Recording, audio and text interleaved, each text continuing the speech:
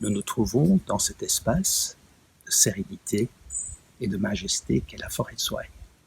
Une forêt de 5000 hectares située au sud-est de Bruxelles et qui nous a semblé symboliquement propice pour introduire le webinaire « Épuisement et souffrance au travail » et plus particulièrement le burn-out. Quel est le lien entre une forêt et le burn-out? Les adeptes du Shinrin-yoku, expression japonaise qui signifie littéralement bain de forêt, ici en français nous appelons cela la sylvothérapie, auront vraisemblablement une idée de réponse.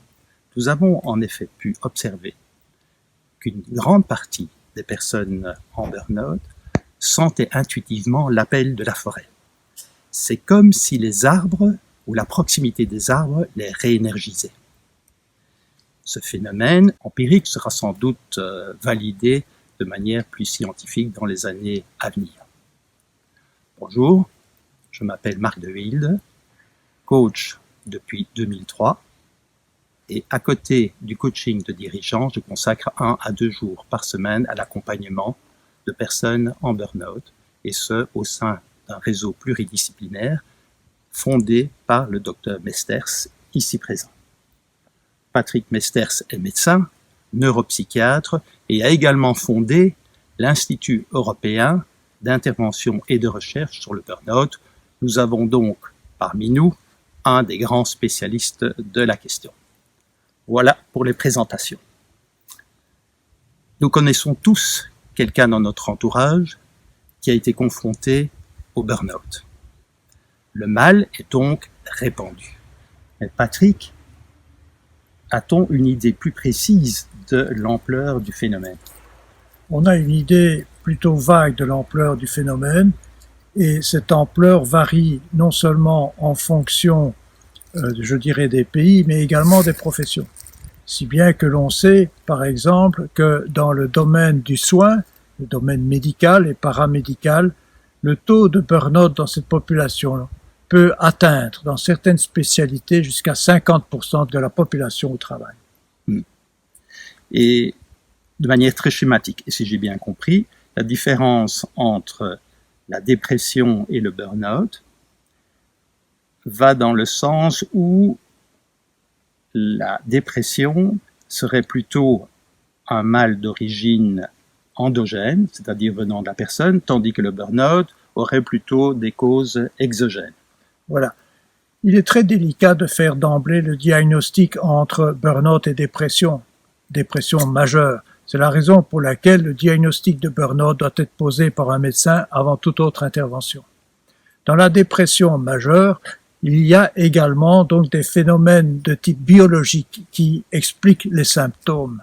Dans le burn-out, cependant, bien que le tableau soit différent, on découvre aujourd'hui qu'il existe également des bouleversements immunitaires, neurologiques et hormonaux. Donc j'insiste, le diagnostic primaire, il doit être posé par un médecin. Et le burn-out serait alors un phénomène à plusieurs étages et il conviendrait de l'analyser donc dans ses différentes dimensions. C'est exact. Tout d'abord, vous avez l'étage personnel avec un comportement, une psychologie particulière, mais aussi une fragilité biologique aussi particulière. Et puis vous avez l'étage de l'organisation du travail qui va interagir et influencer l'état psychologique et physique de la personne. Il y a des facteurs aujourd'hui qui sont bien connus dans l'organisation du travail, comme par exemple la charge de travail, le niveau d'autonomie qui est attribué aux travailleurs, mais l'absence de reconnaissance, l'absence de valeur, les dilemmes moraux qui se passent à l'intérieur de la conscience du patient, toute une série de facteurs dans l'organisation du travail qui sont regroupés sous le terme de risque psychosocial. Et enfin, le problème aujourd'hui est une véritable pandémie et pose des problèmes au niveau d'une réflexion de société, presque une réflexion de type philosophique et citoyenne. Vous voyez, le sujet est passionnant et nous amène à nous poser de nombreuses questions, tant au niveau psychologique que sociologique, voire même philosophique. Et c'est à cette exploration que nous vous invitons pour le webinaire que nous animons. Entre-temps, ça nous intéresserait fort d'avoir vos commentaires et réactions sur les 2 questions suivantes. Première question, quelle lecture donnez-vous au burn-out dans notre société actuelle?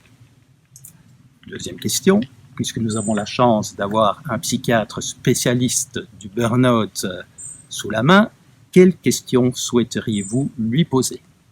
Comme d'habitude, les réponses sont à introduire en dessous de cette vidéo et nous vous souhaitons une excellente journée. À bientôt.